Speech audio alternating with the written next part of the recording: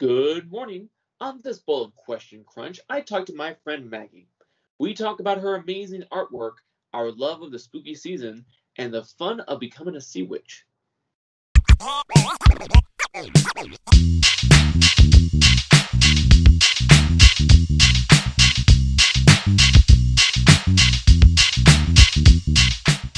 So yeah, after the clown episode, we've decided that every episode from here till the end of October, maybe November, who knows? We'll find out. Why It's not? gonna be spooky because I love the spooky seasons, and I knew that once we were getting into the spooky season, I want to interview you for my podcast. So hello. Hi. You are one of my favorite artists. I love your artwork. It's always extremely adorable. Everything that you post online on your social media is fantastic. What is your art history? I'd like to find out where it all began. So my art began ever since I was a babe. I was but a child. Art is kind of the thing in my family. So I have a family in Mexico that are ceramic artists. Some are crafting artists, so they kind of piece together. Like I have an aunt who does crowns during the Day of the Dead season. She'll make flower crowns and things like that. So I knew when I was little that there was a lot of creativity in our family. And then as I got older, I thought I have to find my thing. Everybody has a thing in this family that they do in art, and I don't have my thing. And then I just started doodling, and that's kind of been my thing. I just said, comics are hilarious. I love like Garfield and things like that. I said, I want to do stuff that make people laugh, but I don't want to make full panels of it. So little doodles. I'm gonna stick with that. Now it's my thing. I'm okay with it. How did art start in the family then? Is that just a thing that's generational that we don't know? Yeah. I only know as far back as my great grandmother on my mom's side. So my great grandmother on my mom's side was a famous in the vicinity or area of where they live in Mexico. So she did ceramic art, and one of my uncles picked that up, so kind of passed along. And then each and every other aunt and uncle in that family kind of did their own thing. I have one who's an art teacher. Others make these little ceramic nativity scene sets that they sell during the holidays. So everybody has their own kind of thing but I know it started with her, and the creativity kind of spread to some of the kids. And then from then on, it went to some of us that are generation to generation kind of thing. But there isn't just one solid thing that we've all carried out. Everybody's kind of spread out and done what they specialize in. That's fantastic. Cool. Do you have like family reunion art days or what? That'd be great, but the majority of the artists are out in Mexico. So out here we have a tattoo artist, myself who's an art teacher and like little cartoonist. I have a cousin who does nail art. Kind of varies. We're all different things, but we don't, I've never thought about doing an art day. That'd be really fun. Just shove everybody together. Right. What do you do? What do you do? Let's do the thing. It'd be fun. It doesn't all have to be the same thing. It's just a family hanging out, being creative. I did see your post on social media. I think it was on Instagram of your student with the spider. Yes. Oh my God. That was so hard to look at. And I didn't realize what animal he had picked until I didn't have them submit their animal to me as part of the grade. It was sort of like, pick an animal. I care more about the reason why you chose the animal. And so dude likes spiders. He didn't have like a favorite reason, and he said, can I give you fun facts about the spider? I said, I don't like spiders. I will accept fun facts. I'm pretty sure I know all the fun facts because I don't like them enough to know about them. I know the ecosystem, and I know they're good for nature in general. So sure. So once the spider was submitted, he finished the earliest. And this project is about a 2-week project to give the kids enough time to draw over their images. And I'm just sitting there watching him just excel. And in me, I'm like, I'm so proud, but so scared. This is so good, but so bad. It was so difficult. So as I'm showing the rest of the classes to say, hey, this is a really good example of what it should look like. Here's the small image and here's the big image, and I'm just like, ew, ew, ew, ew, ew, look at this, it's cool, and then I just put it back. It's just so stressful in a good way. Very proud of this child. Very proud. Now, for the listeners, what the project was, you want to take a small image and put a graph on it to show kids how you can enlarge something realistically and keep the proportions if you increase the size of the graph. Yes. And the way I describe it to the kids as well is treat it like a puzzle. So because you've drawn this on graph paper, you are not trying to draw the image as a whole. You're drawing the image square by square by square to kind of take your time with it.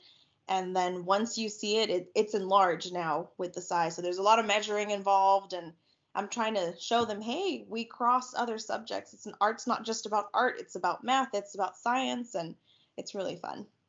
And the spider had a really cool pattern on it. Was it just like a photo of a realistic spider and he put the pattern on it? It was sort of like those geometric kind of forms that people draw out, like a geometric wolf and things like that. And I gave them several examples. I said, you can use line art, you can use, a couple kids had used coloring book type animals, and then a lot of them used the geometric figures. And so they had to kind of translate that. The main part of the project was because we're studying line, 7 elements of art, and one of them is line.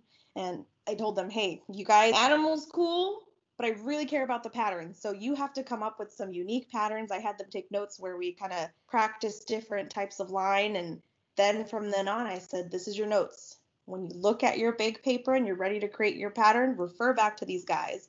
And on it, I mean, he used every piece of that spider, the way it was broken down geometrically on the image, every single piece was filled in. And I thought, wow, and it's all different too. Each piece looked very different. So not one pattern was the same in that picture. And I was so excited. It was really nice. But that was the goal, is at the end, I want to see an animal with a bunch of different patterns that they kind of made up on their own. My favorite part about this assignment is that a lot of times people worry too much about a piece of art looking realistic or being like a photo, just replication of what they're looking at. They think that the art is not right if it's not perfect. But what I love about this is that you're crossing it where, no, take the shape of a spider and put a pattern on it. Make it something unique, make it something creative, and you can do that.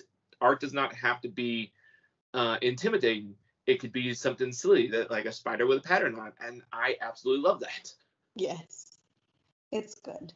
It also kind of eases the kids. They're very like, I can only draw stick figures. I'm like, that's fine. That's okay. This is beginning art. You're supposed to only know how to draw stick figures, and I will show you the magical way to make that stick figure look even cooler. For an art project, I had folks draw art on random objects, just so I can get people out of the idea that it doesn't have to even be on paper. It doesn't have to be on canvas. It can be anything. I love that. So I'm a big fan of that project. I'm glad that I'm glad that the students hopefully. Okay, so I'm still stuck on the kid just being like, "Hey, I know you hate spiders, or I know you're afraid of spiders," or maybe they don't know. I don't know. But he just said, "Would you like to know trivia about this terrifying monster?" I'm like, too many legs, too many eyes. What did you pick? No, they did not know. They did not know. They found out when he turned it in, and I'm like, I'm so proud of you, but just, can you flip it over? Can you put it over there? Can you, it was just so, I was so anxious. And it's just a picture. It's just a drawing. This was before he even put the pattern on it. And I'm just sitting there like, thank you so much. And I bragged. Every period, I was just showing them, look, this is what one of my kids has done in another class. This is your goal. This is good. And then I'm just like quickly putting it back down where it was.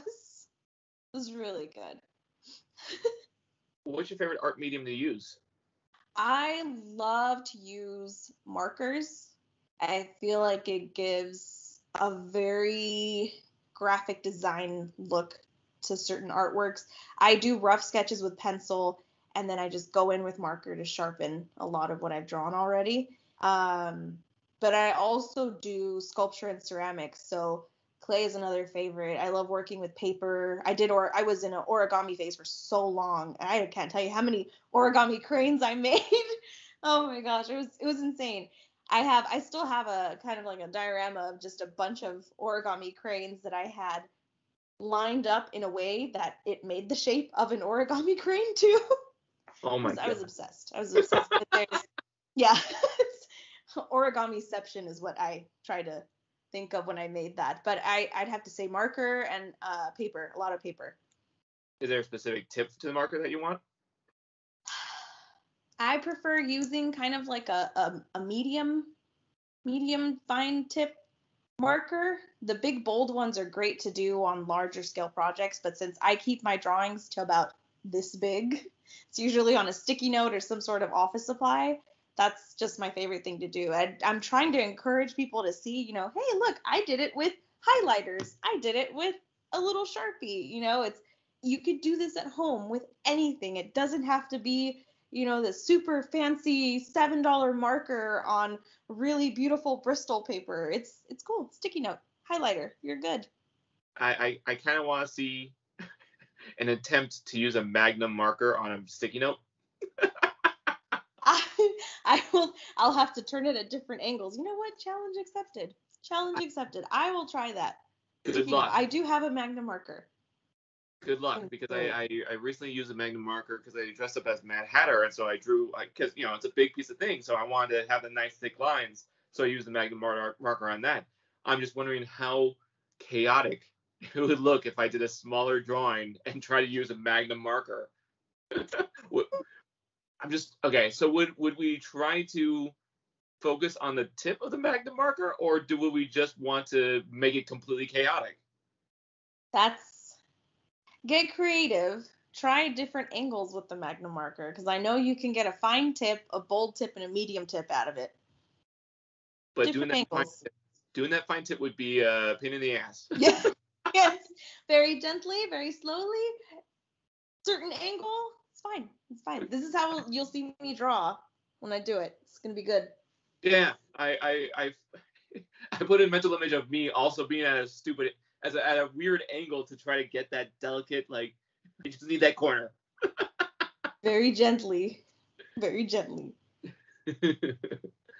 What are your favorite things to draw? Anything really. And to be honest, I draw mostly for the reaction. So if I'm creating something, it's because my intent is whoever is looking at this picture, they're going to laugh. Hopefully laugh, or at least smile. I really, really like to create artwork that makes people it brightens their day. I really like stuff that just makes people happy. So I worked in an office for a very long time, and again, office supplies.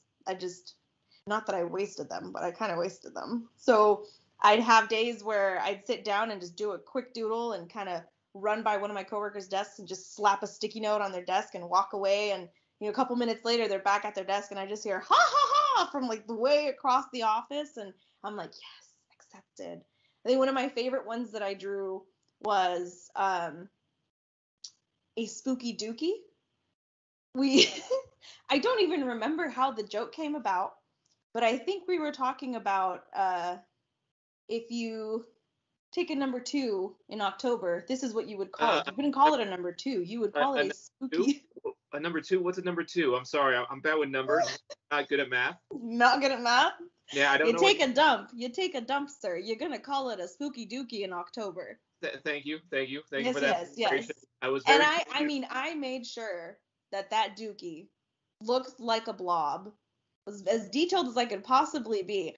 And mind you, I did it in highlighter because I didn't have different colors. So I thought, how can I get the color brown with all these colors that I have? I believe I mixed orange and blue because color theory, and it turned into this perfectly orangey, brownish, poopy color. And because spooky season, of course, I put a little witch's hat on the little spooky Dookie. Just really nice. And that's the stuff I like to draw. If it makes you laugh, we're good. And that spooky Dookie, yeah, coworker posted that. She had a little art gallery going on with all the little drawings that I did. It was really fun. Do you ever plan on making a ceramic spooky Dookie? Oh my god, that would look great. Right? Just a little, I made little like flat sad eyes on it. That'd be great. Just make it a paperweight or something. I think mixing colors is so weird to try to explain that to people. One time, my stepmom, she was making a cake, and the blue was not coming out well, and she wanted the blue to match the blue that she had for a reference photo. And she's like, I don't know how to get that. It's still too blue. And I was like, put some orange in it. And she's like, what? Like, yeah, put some orange in it. It's going to lessen the hue. It'll be less bright. And she's like, are you sure? And I'm like, not really. I know it works for paint, but I've not worked with food coloring, so give it a shot. Did it work? It did work. It did work. I have a friend who's a baker, and it blew my mind how the magic of color works, but she was making buttercream, and butter already has this yellow color to it, even after you've added sugar.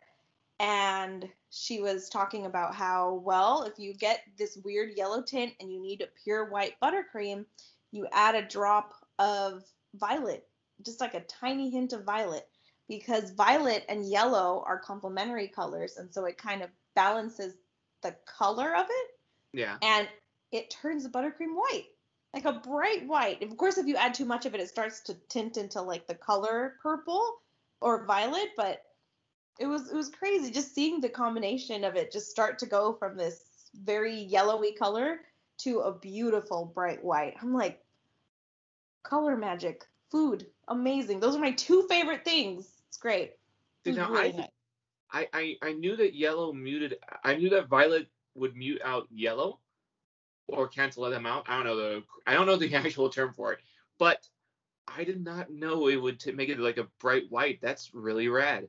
Yeah, it looks really cool too. Huh. I'm wondering if it's just because of that type of food that really brings out the white. That's neat. And it just cancels it out. I mean, it goes from this very, very mellow yellow color to just bright white. It was amazing. It's just, and you get to see the transformation. Like, it's really cool. I'm like, I wonder if that would work. It doesn't work. I mean, it would not work with paint as far as I know, but I think I'll experiment and try that and see how that works, because it worked on food. Well, the paint, I think it'll just dull it out. I don't know if it'll make it bright.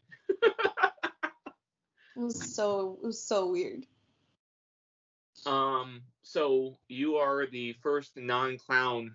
Well, okay, so the last episode we did was the clown episode, but you were involved with that episode. So I guess I'm going to say that you are the beginning of, are the beginning of spooky season, because the first step for the clown episode was getting the makeup done by you.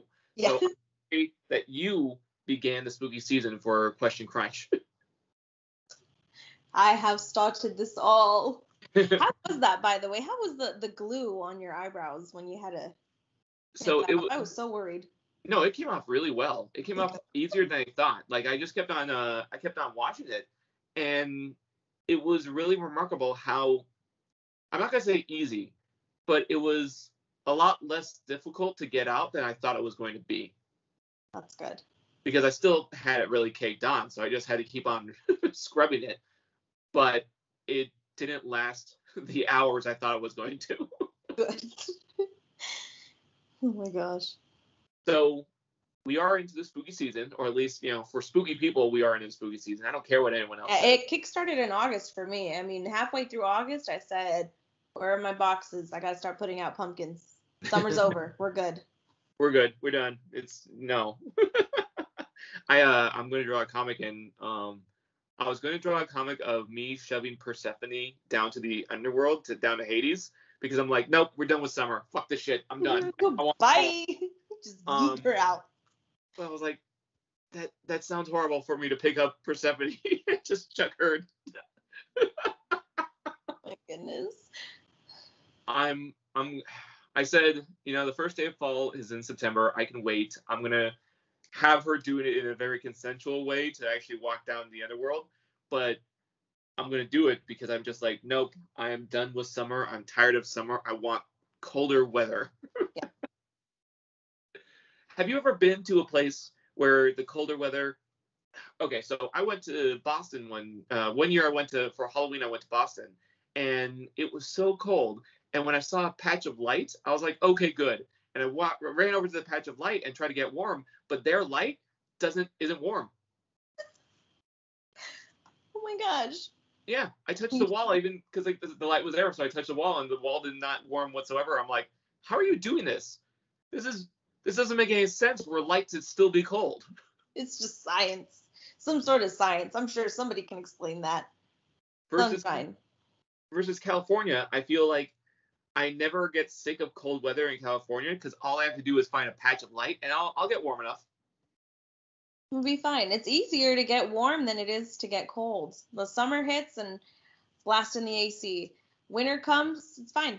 The house is cold, I don't care. That means I can get to wear my slippers, my fluffy little panda onesie, and a jacket, and I'm good. I found out, and this is going to be funny for like anyone who's listening who's already well aware of cold weather. I found out that hockey jerseys really keep in the heat real well. Because I'll put a hockey jersey on if I won't wear hockey jerseys often because I think it works too well for me where I get too warm. But if it gets really, really cold, I'm just like, all right, hockey jersey it up. Oh my gosh. I need to look into that. I need to invest in a hockey jersey. So back to spooky season now. Yes. Besides the temperature, what are you looking forward to the most for spooky season? I have to say not the spending of the money necessarily, but just getting to invest all right in costumes and makeup and things that go on sale, especially after the spooky season, or what retail considers after spooky season, jumping in and just starting to buy things at a discount. I mean, costumes, so much shopping, but I think mostly the discounted candy. I think so much candy I can have after this season, and yeah, just getting dressed up. So looking forward to that. Makeup is just so much fun for me. When you asked me to paint you as a clown, I was like, oh, my first clown! I'm so excited. It was so great. A lot of people were really impressed by that makeup job. The clowns that were on the podcast with me, they one of them asked like what was the makeup that was used. You know what? I purchased it looks almost like a watercolor paint palette. It's it had about 8 different colors, and it's a water-based makeup, and that was one of my fears, was that it would wash off if you had to stand out somewhere in the heat, because just any moisture would start to let it melt. But it looks like a watercolor palette, but it's just powder and it's activated by water, and the consistency of it is so thick that I'm like, this thing was only like $3 at Walmart. And I also purchased a Halloween eyeliner from them that, again, it's like $2 for this little eyeliner. And I actually use that eyeliner for my everyday makeup, not just for costume makeup, because when I had used it for a costume, that eyeliner would not come off. I had to really rub my eyebrows or my eyelash line to get it off. And I thought, this is great. I don't know what's in this thing, but I tell you what, it was not coming off. So I stuck with that, and I thought, okay, from now on, any kind of hard makeup I'm going to buy that needs to last a long time, I'm investing in this, $5 makeup set of the eyeliner and this palette. And that makeup was, I mean, again, it was like $4 for that little palette. No, the brush that it comes with was a little rough. It reminds me of those, when you get those watercolor sets, they come with that black bristle brush that doesn't really paint watercolors very well. Yeah. It's used a lot in like kindergarten classes. They are the worst brushes. I don't know why they still make those brushes. It's been years, and I just like, don't make those brushes anymore. Nobody wants to use them. So I thought, I don't want to put someone's face. I don't want to use this for someone's face. So I had to use my own brushes for this. But man, the consistency of that makeup, especially when I was putting the white on your face, I'm like, this is so good. Oh my God. It was really cool. I had only ever used, I believe, the purple one. or the blue as kind of like a light powder, and then it said water activated, and I thought, oh, okay, what does that look like? Perfection is what that looks like. Perfection. I felt like a Joker from the 1989 Batman, where I'm just like, Mayor. That was so good. Oh man. I am also looking forward to the discounted stuff. Like as soon as November comes in, you go to the store and you see all of the like red stickers on it. It's like, whoa. Mhm. It's so good. I'm so excited. Yeah. Like, this is for next year, and this is for next year, and I'll take some of this too. And I don't even know if I'll ever use that. But you know what? It's on a discount. I am taking that home with me. It's good stuff. I think I've even gotten like special effects stuff, like little light bulbs that are music operated. Music they react to the music. Yes. And they were supposedly for Halloween decoration, but I was like, this isn't necessarily Halloween-ish. There's no indicator to let you know it's Halloween, and you're gonna discount it. All right, sold. I'll buy it. Like, I'll take it. I wonder if it was supposed to mimic the like those houses that have projected lights on them, that when music plays, the houses activate, the lights in the houses activate at different parts of the house. I don't know if you've ever seen those videos. I've seen that, but they could have been used for Christmas lights as well. This is true. This is true. So I was very confused by that discount, and I was like, I don't care. I'm buying it. This is happening. This is happening right now. Yep. I'm not going to tell you guys that you're doing it wrong, that the holidays are coming up. This would be perfect for the holidays, but it's on a discount. It's mine slowly now. Put it in your bag. I accept. Yes, I accept. This non-descriptive thing is definitely Halloween. In fact, you should make it more. No one's going to buy it for any other reason. Yes. This is the thing. Oh my gosh. I want to do that to more things. Like, I'll just go around, put bat stickers on everything or a pumpkin sticker. I'm like, oh, look, it's Halloween. How much for this thing? Clearly it's Halloween. Do you not? There's a pumpkin sticker on this. Yes, I realize that there's a Santa Claus there, but no. We know that that's a pumpkin. Yeah, this is definitely a Halloween TV. Yeah. It's for spooky projections only. Come on. Yeah, you can't. This TV specifically doesn't play anything else except for spooky stuff. So why would anyone buy it for Christmas? Come on. Yep. How that works. Are you looking forward to any like foodie things that are gonna come up in spooky season? Yes, I actually have a friend who has sent me. I feel like she sends me every other week before spooky season actually started, when pumpkin spice recipes start coming out, and she's just like, hey, what about this? Hey, what about that? And I got, the most recent one was a cream cheese filling pumpkin spice muffin, and I'm like, yes, all the food that comes out. I pumpkin spice is great and everything, but I think my favorite kinds of foods that come out during the holidays or during this season is the kind of things that have been converted into something else, like sausages that are cut up to look like old witch fingers, the eyeballs that are made of like ice or marshmallows, and people make little cake pops and things like I love when people get creative with the food that they have and start to make spooky type food or things that resemble, body parts and things like that. Because it takes a lot of creativity and a lot of patience and time to make stuff like that. And I could just totally appreciate that. It's like, you turned that into the shape of a ghost. I will eat that. I will eat that because you worked really hard to make that happen. Like Nutter Butter ghosts. Those are, oh my God, those are so good. You just dip a Nutter Butter in white, I think it's candy melts, and then you just put baby chocolate chips. Boo. Now you're spooked out to eat it. It's delicious. I think my stepmom makes like a similar kind of thing of taking like she makes like a chocolate roll and dips that in like melted white chocolate, and then just puts the little chocolate chips for the eyes, and then draws line, and they're mummies. Love it. Love that. Have you had pigs in a blanket that have been turned into mummies? No. Mummies in a blanket. Okay. You get your little hot dog thing. Sure. You cut the strips of what you would normally use as the crescent roll dough to kind of wrap around to make the pigs in a blanket, but you've cut it into strips.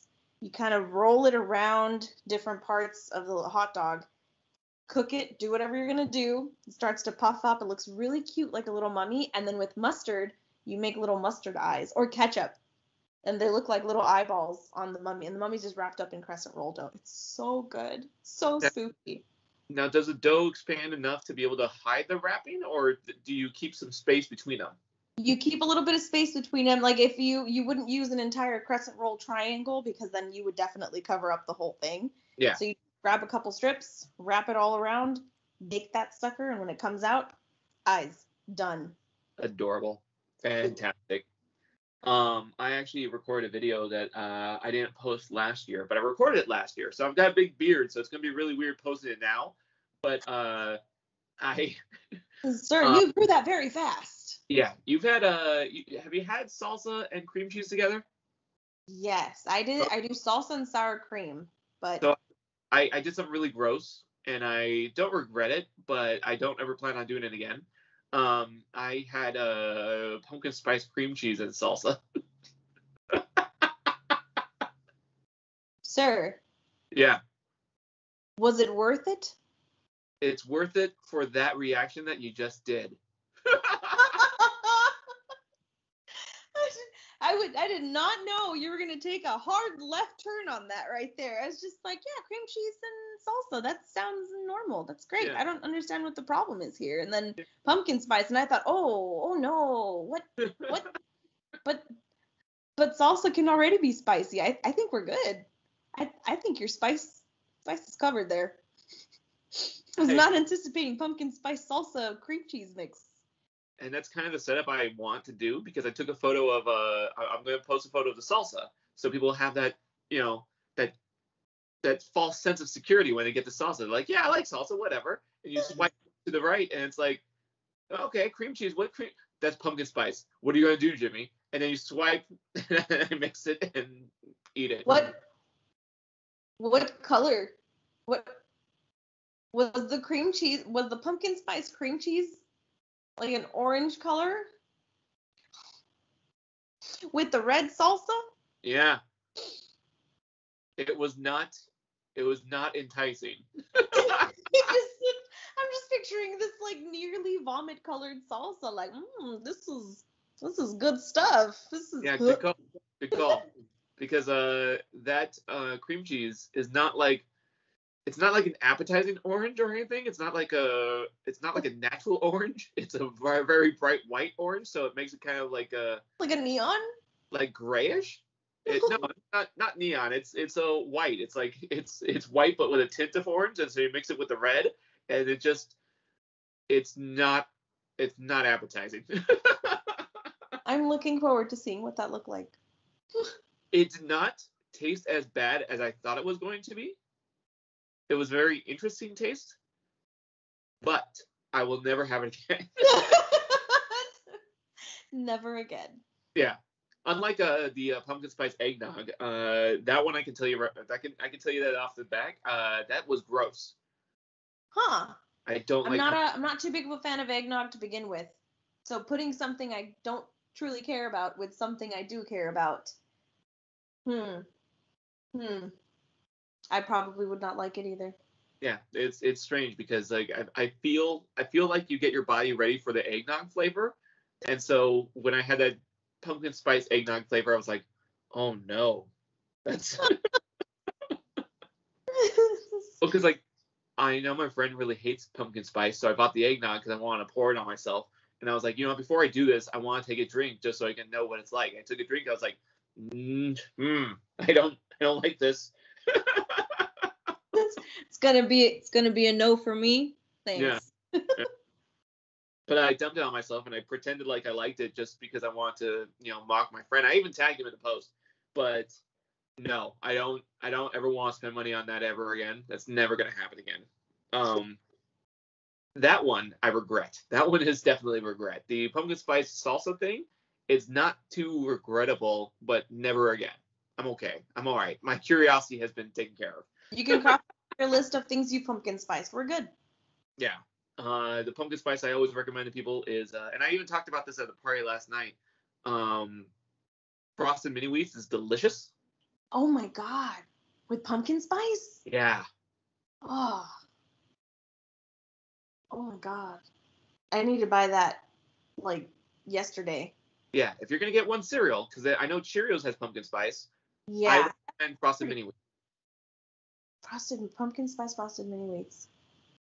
I will get that. It's so good. And ice cream. Ice cream has never failed me with pumpkin spice. Nope. I've even had pumpkin pie milkshake from Baker's. Oh my god. When you bite into a piece of pie in a shake, it's just so good. So have you had many pumpkin milkshakes? I have had the pumpkin pie milkshake from them. I've had pumpkin blizzard.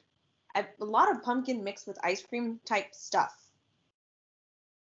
I think I've had that. I've had because I love ice cream. Of all the desserts, I love ice cream. Something cold, something sweet, good, done. It's just like me. That's a really cool description. Something cold, something sweet. I like that a lot. Yeah, it's so good. But you know what? You're expanding my pumpkin spice purchases to make, because I'm actually really excited to taste pumpkin spice frosted mini wheats, because that's one of my favorite cereals. It's really good. I can't stress that enough.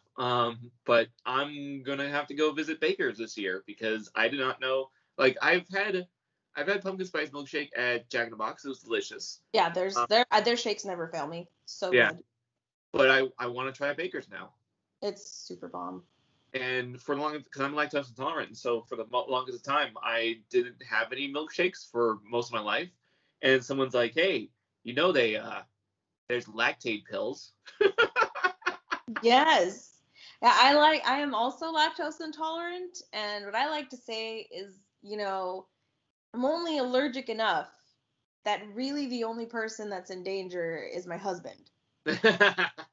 He's always in my vicinity, but it's fine. Take a lactose pill. You're good to go. That is how I feel about cheese. I love cheese. Oh my god, I love cheese. Cheese is so good. I love cheese as well, but my lactose intolerance, milk, ice cream, and milkshakes will hurt. They'll hurt me. That is whole milk and fat. But cheese hurts everyone else around me.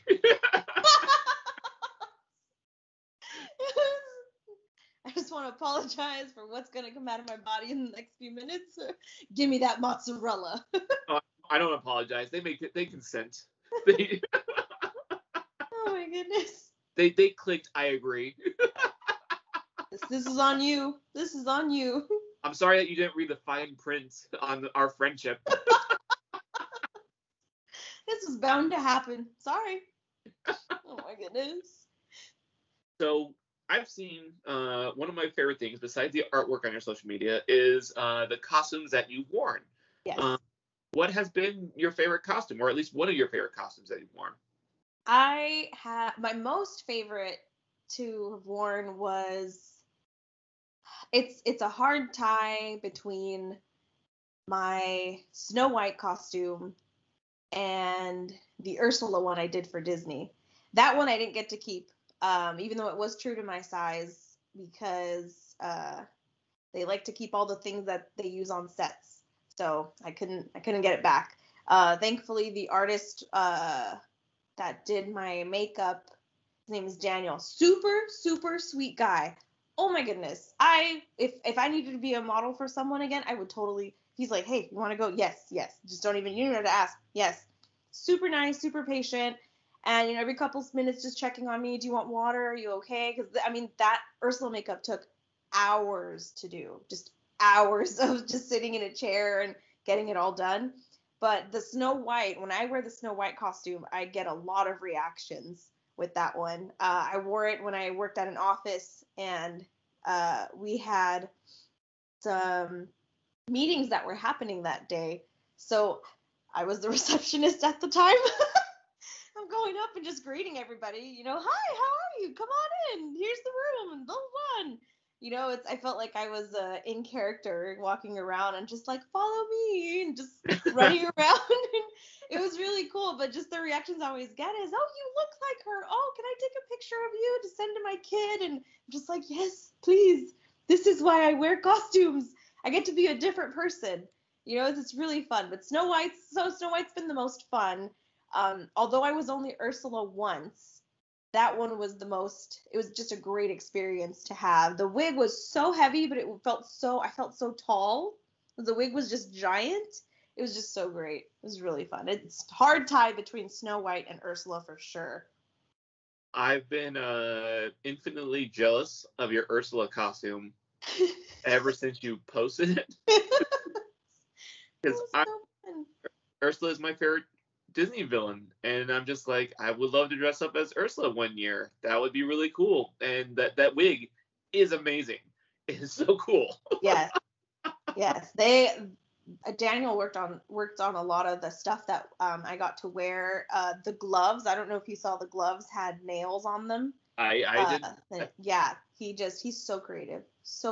And I remember just thinking, like, you made this? It's so beautiful. Like, it was so great.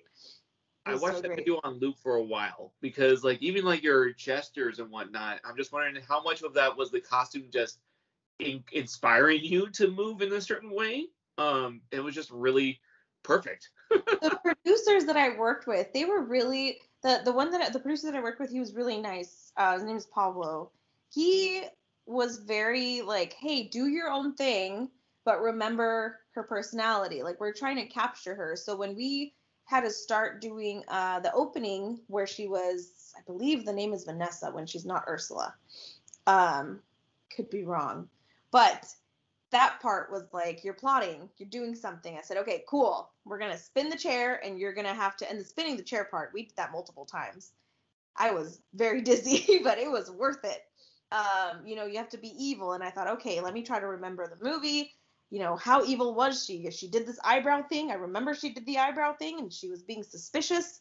And I thought, I'm just going to, rub the shell and make a face and whatever. But by the time we got to the end and it was time for me to do kind of like those individual shots and close-ups of the Ursula makeup, I thought, you know what, let me see some videos, just a couple of videos to capture her essence, because I don't want to just do my own thing. I want to truly capture what was done in the animation. And so there's one where I kind of waddle walk to get close to the camera. That was trying to mimic when she's kind of getting closer and saying body language, and it's just so much fun. The one that they did tell me I had to do was with the lipstick, when she squeezes out the little lipstick from the shell and puts it on and does the kind of thing. Yeah. And they said, yeah, you do that? And I said, can I do that? Yes. Do you see this? I am Ursula right now. This is great. It really did help to be in costume. So if you want to turn into Ursula, there is a purple in that palette I used to do your makeup. I will be more than happy to turn you into Ursula. It's so great. I will keep that in mind because, like, I'm glad you said the bilanguage part. My favorite part about the bilanguage, and it's bilanguage and what was it when she says the whole life's full of tough choices, isn't it? Her laugh is my favorite thing to try to impersonate. The whole what was it? The tough choices, isn't it? Yes. And there's just one more thing. Like, I love going from laugh to suddenly trying to sell her on the the idea. Like, please, you're fine. That ending part of that video where they kind of close in on my eyes, and that ends where Ursula kind of is like, yes, it's happened. She's signed the contract. That moment. Those lights burned my eyeballs, but I tell you what, it was worth it. It was so worth it. And they said, can we do that closing scene where, you kind of just pan into her, and that could be our ending to our scene as well. And I thought, oh yes, this is great. This is so much fun. Hours and hours of sitting there doing makeup. I had energy throughout the entire thing. And as soon as we were done and the wig came off, I was just like, I'm dead. I'm so tired. I've exhausted all my energy. This is it. And it was worth it. Yep. And scene. It was so great. I talked about Ursula yesterday because like someone posted a liberal cartoon and someone just stole it and edited the cartoon to fit their narrative, and I was like, that's upsetting. And they're like, oh, that's just because you're a liberal. I'm like, no, I'm upset because it's an art thing that someone edited to look differently. I don't mind if someone did a conservative cartoon and just did that. I don't care about the opinions. I just want you to make an original art piece. That's all I care about. And I told them, I was like, if you had Ursula designed to look like a donkey and had Ursula trying to steal the voice of like other of conservatives, I'm like, see, that's a creative parody. Do that. Yes. That's a nice way to just segue your favorite villain in there. Yeah, I don't think that person knows that I love Ursula so much, so I don't think that I think they thought I was being really creative, but really I'm just like, I just want to see more artwork of Ursula. Yeah, there's not too much out there, and it was fun. It was fun being her, but my favorite Disney villain is Hades. Oh? Just the rage, same energy, just same energy. This is so great. Now, which rage moment is your favorite? When he gets his hair blown out. So great. He just has to reignite it. He gets so mad. I think that the most relatable Hades moment is when the fates keep saying that they know. They keep on predicting. I know, you know. It's just like a bouncing baby a bouncing baby boy. We know. He's like, I know. I get it. I know you know. I get the concept. Yes. Oh my gosh. That's great. I feel like I relate to that moment way too often. Oh my goodness. Just the idea of someone coming over to me and like explaining, I'm like, no, I get it. I get it. I get it. No. I know. You know. We know. So bad. Or the other part where he's like talking to Hercules and he's trying to sell him on it. And it's like, will people get hurt? It's like, no one's gonna get. Well, I mean, it's war. Maybe it's gonna happen, but Maybe. He's just not gonna have anything. I mean, like burst. I feel like that scene feels too much like one of the MLM folks trying to sell you on their pyramid scheme. Yes. Like, listen, this is a good deal right here. Only for this month. You will never get a deal like this ever again. Ever. I need some go-getters to I need to recruit. I just opened a new office and I need some people who want to make their own hours and Sounds too good to be true. Because it is. One of my favorite costumes that you've done is Lily Munster, right? That's her name? Yes. Okay, cool. That was fantastic. I worked hard on that one because getting the makeup for that, I thought, I don't want to look like Yvonne DiCarlo. I want it to be me with the makeup. Because, some people turn into characters and they try to, add shading and things around their facial features to appear to look like the actor, actress, or the character exactly as they were. And I thought, I don't want me to be me as Lily Munster. And getting the makeup for that, I did, I think, 2 videos just trying to figure out what I look like to someone else trying to do the makeup. That was so much fun. And honestly, the hardest part was, I think, the costume. There's not a lot of costumes that I can find in my size because I'm plus size and I'm short. So anything I have to buy in petite, or I might have to cut an entire foot off the bottom of the outfit because I'm only 5 feet tall. So thankfully, this website that I had gone to was advertising, because they know, because the internet knows, right? I'm looking for the perfect costume. It was very hard to find a Lily Munster costume that was any bigger than a large. And if there was an extra large, the measurements were nothing close to my body measurements. And I thought, I'm small, I am round. If Humpty Dumpty were to look for a costume, he would not have a great fall, right? That's what I'm thinking. It's just not the best. So thankfully this website had it. And funny enough, it's called HalloweenCostumes.com. That's creative. That's a creative website. Very creative, just very straightforward. And they had so many different costumes in my size. And I'm just like, the possibilities are endless. No. Focus. You want to be Lily Munster this year. See if they have it in your size. And they did. And it's pretty floor lengthy. I may have to cut a couple of inches off the bottom. But for what I needed it for, it was perfect. And it was long enough. I had the wings. They came with the necklace. I had to buy, I think the wig was separate.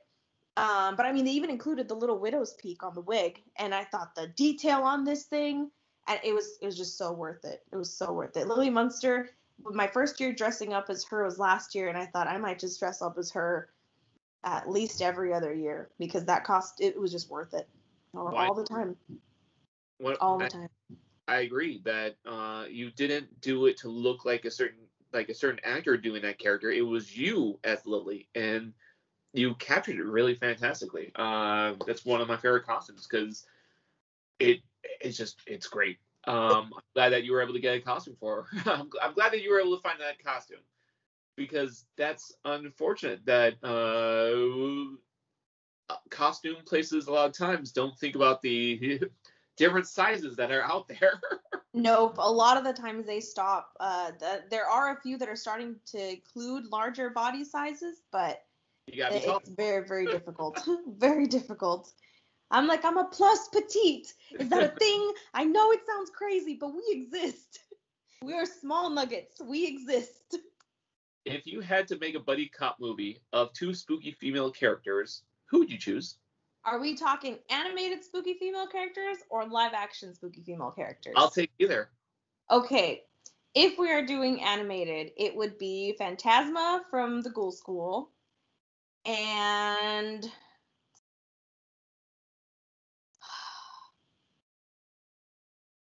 I can't remember her name. I like it that you had to clarify. No, yes, I do. What am I thinking? Phantasma. And it, not her, it would not be, no, not, I changed my mind. Okay, Phantasma, Ghoul School, and the animated Beetlejuice. And if it was live action. Hold on, animated Beetlejuice? I said female characters. Female characters. Yeah.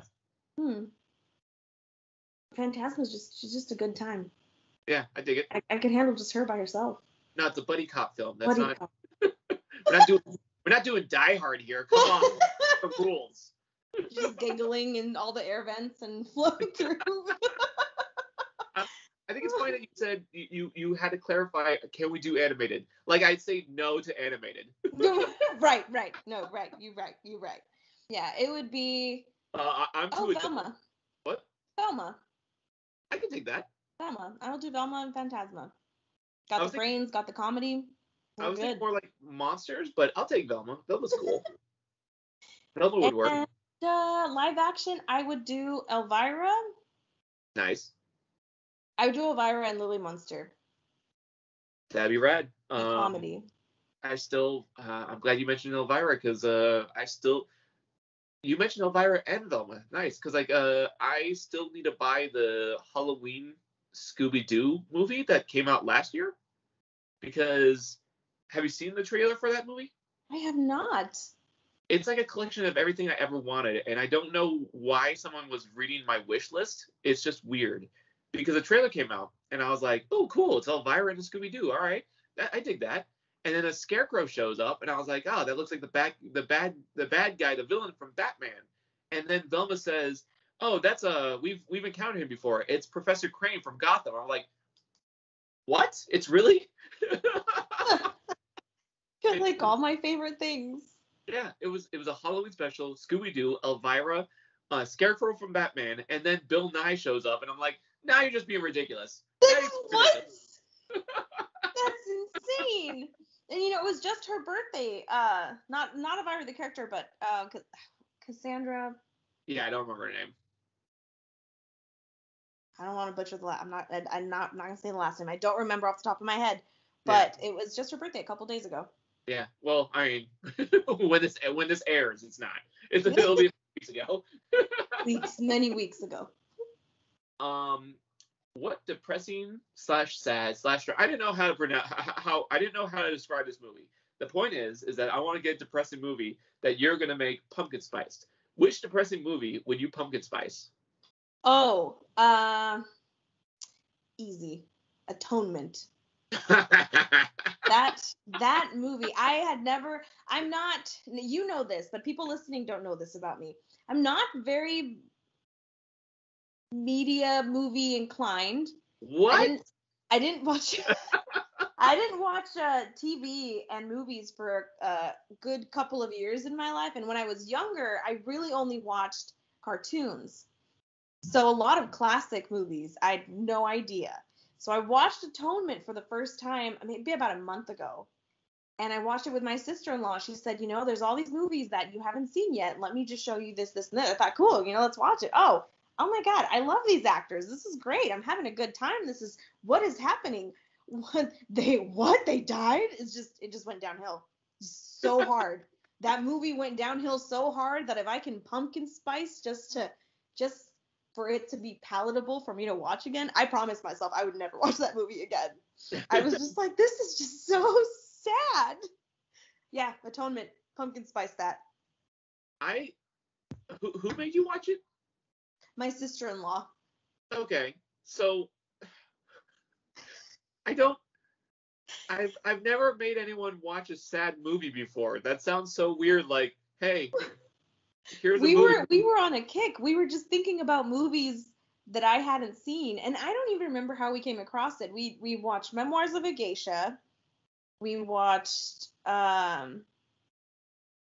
We were going to watch Pride and Prejudice. She said, "You've never seen." I said, "No, never seen it. Never read the book. But people love it. That's never happened. This never happened." And then she's scrolling along and she's like, "Oh, have you seen Atonement?" I said, "No, I have not." She said, "We're watching it. Just check this off your list. We're watching it." Cool. We're watching it. We're putting it on. It's happening. Yep. We had to watch a happy movie after that. And I don't remember what it was, but it definitely canceled out the sadness we felt after finishing that movie. I don't think that any of your movies were that happy that you picked. Memoirs of a Geisha just so beautiful, but it had a happy ending. We were very happy with the ending of that one. Usually when I'm with friends and I make them watch movies, they're going to be fun. There's going to be some element of fun. But Memoirs of Geisha, Atonement, and Pride and Prejudice, I'm like, no. Oh, I remember now. Oh my God, how could I forget? We watched Penelope after. Okay. I love that movie. I needed a happy James McAvoy ending. I'm just, what did you watch then? What did you watch afterwards? The Pianist? It was bad. It was Memoirs of a Geisha, Atonement, and then we ended the night with Penelope, and I thought this is good. I'm happy now. I recently watched American Werewolf in London for the first time. That's a movie that I have seen that you have not? Well, now not. Now that's not true. Well, now you have seen it. But man, that's never happened before. This is what it feels like. I know. This is what it feels like to know. I'll be honest.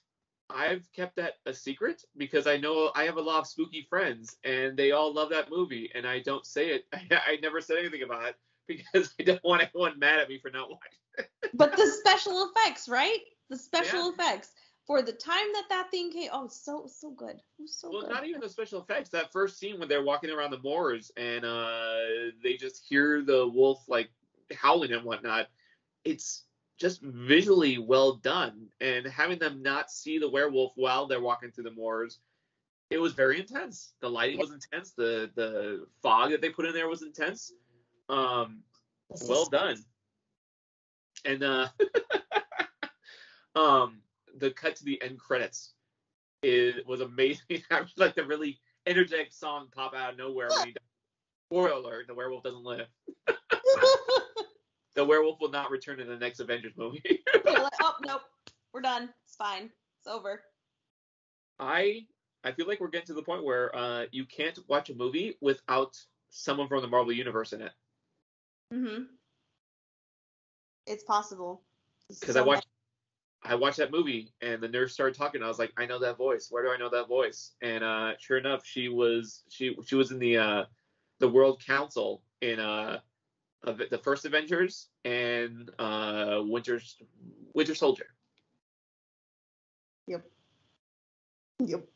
They're crossing over. They're everywhere. Do you have any social media that people should follow? Yes, I have two. I have one where I mostly post my spooky / makeup stuff on my Doodle a la Mode account on Instagram.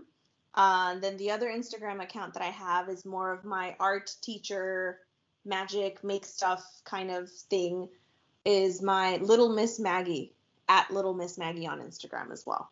And I use that because a lot of people call me Sunshine. It's weird. Like, it's not like these people know each other and they decide, like, oh, we'll just call you. No, there's quite a few people that call me Sunshine. And I'm like, I will take that. I try to emit darkness, but I realize now that it's futile because I'm just always happy. It just doesn't happen. The dark makeup scares no one because I'm running around giggling and smiling. You said you like to make art that makes people laugh and smile, right? Yes. Yeah, good luck being spooky. Spooky Dookie did not work, but it made people laugh, so we're okay. Spooky Dookie, if that's the spookiest art that you've done, oh, so scary. Yes, what I tried. What words of wisdom would you give to aspiring artists or doodlists? Doodlists, yes. Don't be hard on yourself. I feel like that's something I wish someone had kind of sat down and just looked at me and just said, hey, you'll find your thing. Have fun with it. Don't be hard on yourself if it doesn't look like what you thought of in your brain. That probably would have saved me a couple years of looking and not wanting to make art for a while, and that's what I say. Hey, don't be hard on yourself. You'll make the thing that you want to make. It's going to take time. Practice. Practice makes perfect. Don't be hard on yourself.